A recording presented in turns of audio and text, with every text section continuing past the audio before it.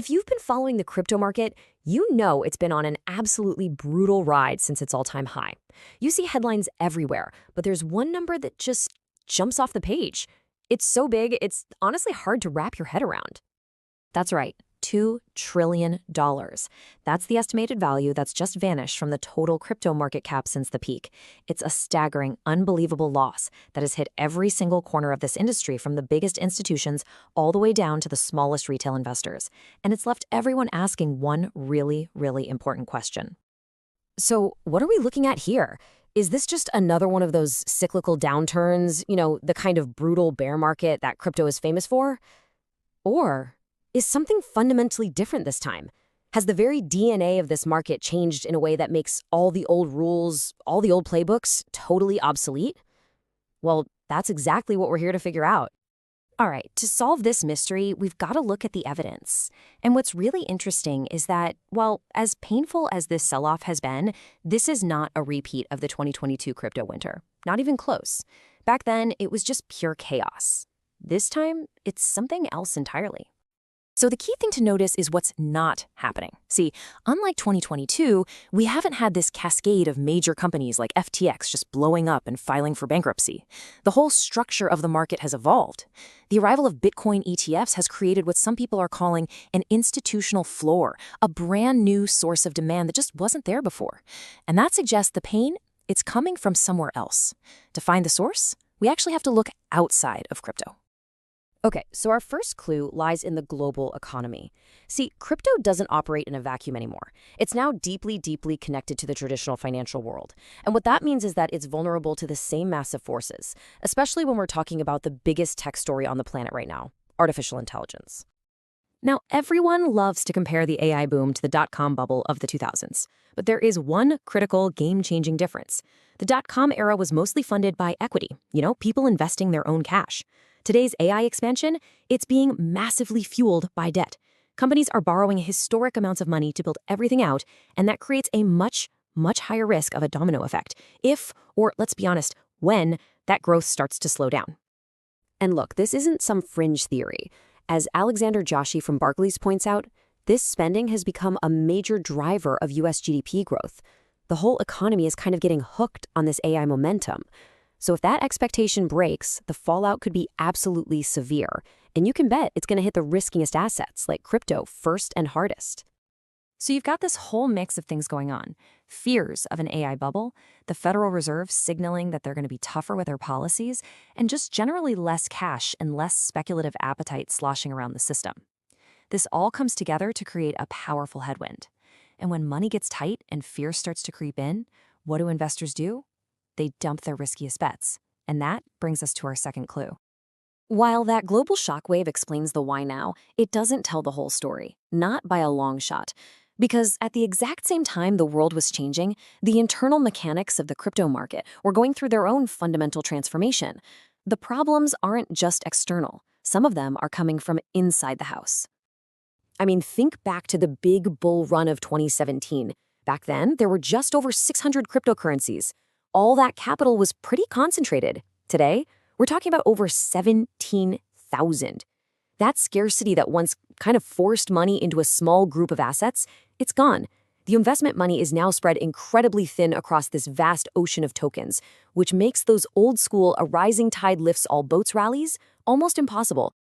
And at the same time, the market has become way, way more leveraged. A key way to see this is a metric called open interest. Now, in simple terms, all that means is the total amount of money being used to make borrowed bets on where a crypto's price is going to go. The higher the open interest, the more leverage there is, and the more fragile the whole system is to any sudden price drops. And the growth here has been just explosive. Take a major altcoin like Solana. Its open interest has grown 17-fold. That's 17x since the peak of the last cycle. A 17x increase in leverage. That just shows you how much more hidden risk is baked into the system today, just sitting there, ready to trigger these massive liquidations if the price moves the wrong way. But wait, it's not just leverage. There's also this constant structural selling pressure that really didn't exist on this scale before. It's what people are calling the unlocking problem. See, a lot of crypto projects give huge amounts of tokens to their early investors and their teams, but they're locked for a while. Eventually, though, those tokens unlock. And as Gerhard from Bitcoin Strategy explains so well, when these tokens unlock, what do you think those insiders do? They often sell them right on the open market. We are talking hundreds of millions, sometimes billions of dollars worth of new supply hitting the market every single week. This creates a constant downward pressure that makes it incredibly hard for prices to build any kind of sustained upward momentum. So what all of this has led to is a market that's basically fractured. It's got a split personality. On one side, you have retail investors. They're buying a whole bunch of different assets on exchanges, and they usually have a high appetite for risk. But then, on the other side, you have this new wave of institutional players, and they are almost exclusively buying just Bitcoin and Ethereum through regulated things like ETFs, and their focus is on long-term, risk-managed strategies. These two worlds are playing by totally different rules with different goals, and it creates a split market that just doesn't move together like it used to. And that brings us to our final clue, which takes us all the way to Washington, D.C. For years, crypto has basically been the Wild West of finance. Well, that era is coming to an end. After years and years of debate, Congress is finally closing in on a real regulatory framework. And the uncertainty around what that's going to look like is casting a huge shadow over the entire market. Right now, you've got two main competing bills. In the House, there's the Clarity Act, which is generally seen as more friendly to the industry. It would classify most assets as digital commodities under the CFTC's watch.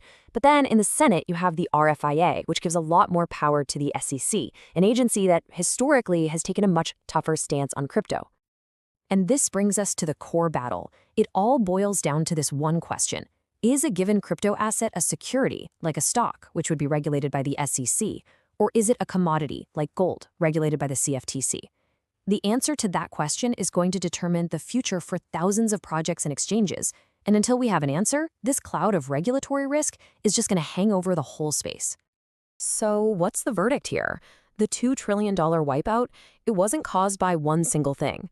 It's really the result of a perfect storm, this convergence of external macro shocks and these fundamental internal changes that have created a brand new and honestly a far more complex crypto market. This isn't just another winter, it's a new era, one that's defined not just by hype cycles, but by this intricate dance of forces both inside and outside the crypto world. So, just to recap, here are the 4 crucial changes. 1. Macro dependence. Crypto is now a hostage to the global economy. 2. Structural saturation. The death of scarcity has diluted all the capital, while constant insider selling creates a permanent headwind. 3. Extreme leverage. The system is just more fragile and way more prone to these cascading collapses. And 4, regulatory gravity. The rules are finally being written, and that's creating massive uncertainty. You put it all together, and the old playbook, it's officially broken. The simple buy-the-dip strategies of the past, they just don't apply in the same way to a market that is smarter, more interconnected, and frankly, just a lot more complicated. In the end, this quote from the research firm Everstake just captures it perfectly. The crypto market is growing up. And growing up isn't always a smooth ride. It involves growing pains, new rules, and losing some of that early, chaotic freedom. Crypto is no longer an isolated island. It's more like a peninsula, connected to the mainland of global finance. Which leaves us with one final, provocative thought. We know crypto can survive a crash. I mean, it has done it time and time again. The real question now is whether it can survive maturity. Can it navigate this new, more complex world of global economics, internal saturation, and regulatory gravity? That is the real $2 trillion question.